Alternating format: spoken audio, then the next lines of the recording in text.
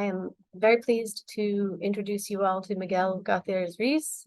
Miguel received his Master's of Science in Sustainability Science from the University of Massachusetts in Amherst, with a concentration in renewable energy and efficient design, and his Bachelor of Arts in Economics from the University of Massachusetts Amherst as well. Miguel's work has been very focused, and primarily he's been working with Jeremiah LaPlante, who's here as well. But the culmination of his work and that was presented to the town manager actually got the response from the town manager that he was now looking at things differently, and he was looking at the buildings and the work that needed to be done differently. And that's from just this one summer of work. Miguel did an incredible job at presenting the information in a very concise and clear way. Miguel's serene presence and unflappable nature have also been a very welcome addition to the Amherst Conservation and Development team. And Miguel's ability to concentrate while working in the busiest high-traffic area of the office can most likely be attributed to his focus and discipline that he has as a runner. Thanks, Stephanie. That was a really nice intro. It's been nice working with you this summer. Buildings are one of the top contributors to greenhouse gas emissions in Massachusetts, alongside transportation and power generation. As Caitlin mentioned before me, the town of Amherst, Massachusetts is aiming to reduce its greenhouse gas emissions by 100% by the year 2050. Oh yeah, thanks for moving the slide. This means that the town of Amherst needs to strategically face the challenge of transitioning its municipal building stock off fossil fuel burning HVAC equipment. Over the summer, as a sustainability fellow, I have created an inventory of Amherst municipal building HVAC equipment to document important details about its buildings and how they're heated and cooled. Using this data collected from many site visits, I have created a rubric to help inform the town which buildings to prioritize for electrification. Having this inventory is crucial for developing a plan for when equipment reaches the end of its expected lifespan, and also having a plan for emergency replacement so as to prevent like-for-like replacement of fossil fuel burning equipment. Next slide, please. Amherst has most of its buildings yet to be electrified, with lots of aging fossil fuel burning equipment still in use. In the graphs shown here, we see how Amherst currently heats municipal buildings and where they aim to be by 2050 to align with their carbon neutrality goals. This presents ample opportunity for building electrification and greenhouse gas emissions reductions. My prioritization strategy for electrification provides insight into several important criteria: emissions reductions potential of each site, a financial analysis of the investment, assessing equipment age, so how much service life is left or how much it's past its normal replacement, and future plans for the building itself that the town may have.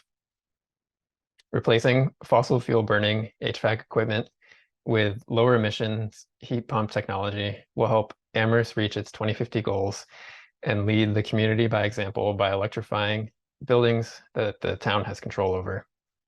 There is no one-size-fits-all solution for buildings, so each project will be unique.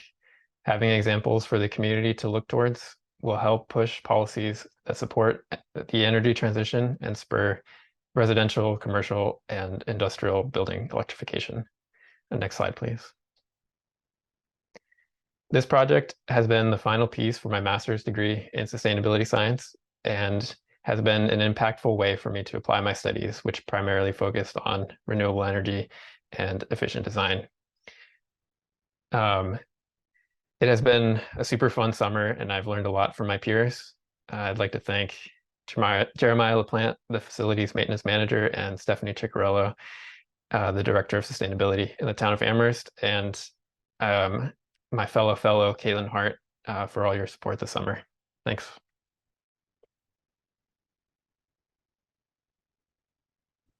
Fantastic. Thank you, Miguel and Stephanie and Jeremiah. We do have a question from Cameron. I had a super quick question too. There were comments about the photo with the tandem bike. Was that the primary source of transportation around Amherst for looking at the buildings? I love it. No. Just a great photo op. No. All right. No, so seriously, Cameron has a question. Did you develop a tool to prioritize? Here, I'll unpin you too so we can see everybody. Which buildings to electrify? He's saying a tool that can be shared with other municipalities. Potentially, it's more so just an analysis of estimated cost and how much emissions could be reduced by each building. I suppose it's not that complicated, but it's not a tool that you can just plug and play with exactly. But yeah.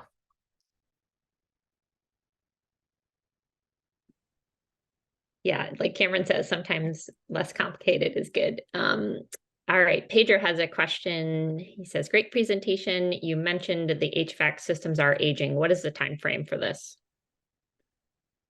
The aging is all over the place. There's a fair amount of stuff that's approaching its expected lifespan, and there's also a lot of stuff that's past it, so much as maybe twice its lifespan. So it's really all over the place. It's just a matter of it's a function of how much it makes sense to invest, how much emissions would be reduced, and ultimately what the town wants to do with the building itself. Great. Yep. And we probably just have time for one more question. We have 2 more fellows to go, but we'll save the rest of these for the discussion. This may not be a general answer, Jesse is saying, but at what point in an existing fossil fuel heating system's lifetime does it become most economical to replace with maybe solar or electric system? Probably depends, right? Yeah, that's a good question. I'm not sure exactly. No, that's all right. These are great questions. It stems some good discussion. All right, I will stop us there for now. Thank you, Miguel.